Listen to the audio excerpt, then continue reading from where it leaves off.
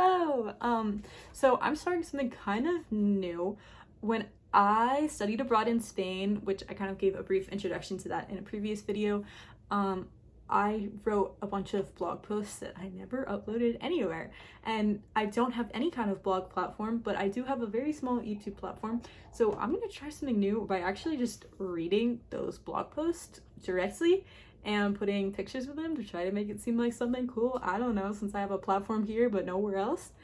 I don't know if this is a weird thing to do on YouTube. I'm not a YouTuber and I don't know what I'm doing, but I'm gonna try to start reading them in videos and just see how it works. So I'm gonna read my first one. I actually also use this as my college application essay. So if it sounds a little bit like super deep, that's the reason why. Okay. This is awkward, but I guess here we go. That little airplane symbol on the corner of my phone was really there. I had actually just put my phone into airplane mode. Oh, the plane was moving. The lights that illuminated the runway flashed across my vision as we rolled along. I squeezed the seatbelt until my palms were sore and thoughts were numb. Then the aircraft was racing against physics, racing against gravity, racing against what 99% of all generations thought to be possible. It sped forward faster and faster until it was flying, proving all of history's critics wrong.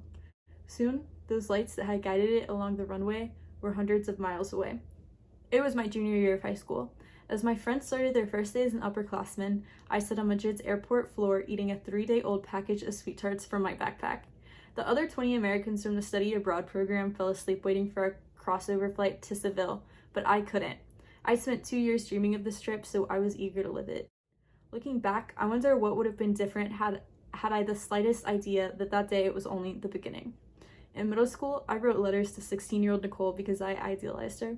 16-year-old Nicole was the girl who would overcome her shyness to pursue her dreams. She would make her mind a canvas to the world, and she would use her linguistic skills to learn another language. The pressure of being that girl was intense, but the support from those who provided me with the opportunity, my family, friends, and teachers, was overwhelming. My first few weeks in Spain were difficult. I struggled to make friends, especially with the language barrier. Through the kindness of some of the locals and my host family, I made my first Spanish friends, who shared with me their beautiful language and culture. Then I lived some of the best days of my entire life, from dancing in the fiestas on the street, climbing the beautiful cathedrals, seeing the colorful Spanish-style roofs along the horizon, eating gazpacho and flan, falling off the carousel with my host sister, and laughing until I couldn't breathe with my Spanish best friend. Leaving Spain was harder than I could imagine, but it was only the beginning. Okay. Leaving Spain, it was so fun. You should go too. Whoever's watching this, fly to Spain. Oh, you have to work? Don't work. Quit your job. Get on a plane. Fly to Spain. Oh, you have school? Don't do it. Find CIEE, call them, get on a plane, go to Spain. Oh, you have to raise your children? Don't worry about it. Just let them learn how to grow up themselves. Get on a plane, fly to Spain. Go to Spain. Be an exchange student. Just a few weeks after the 3-month trip, I went with my church to Honduras as a translator. Spain prepared me for the revelation that Honduras taught me. Carla was my age. I've never once gone to bed hungry, but Carla woke up every morning wondering when she'd have another meal.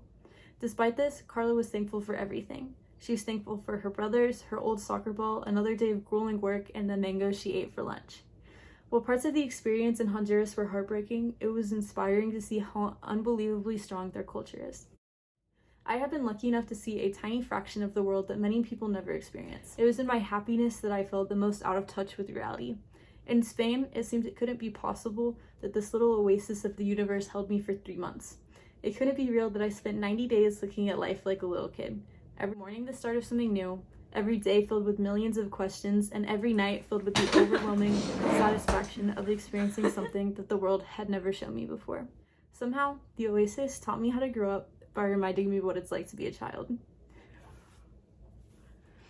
So that blog was a little bit more deep than any of the other ones will be because that was also my college essay, but I hope you enjoyed. The next month I'm gonna actually go into detail about some of the things that I did and some of my specific experiences. So yeah, maybe this is a really awkward thing to do for YouTube, but I'm just bored. So I'm really just hoping that maybe one day these videos will come up in some random person's recommended, and maybe, just maybe, it will inspire them to study abroad, and then it will literally change their life for the better. That is my goal with these videos. So if that is you watching this video, please let me know, because that would be so cool and I really want that to happen. So thank you, and I will be uploading another one shortly.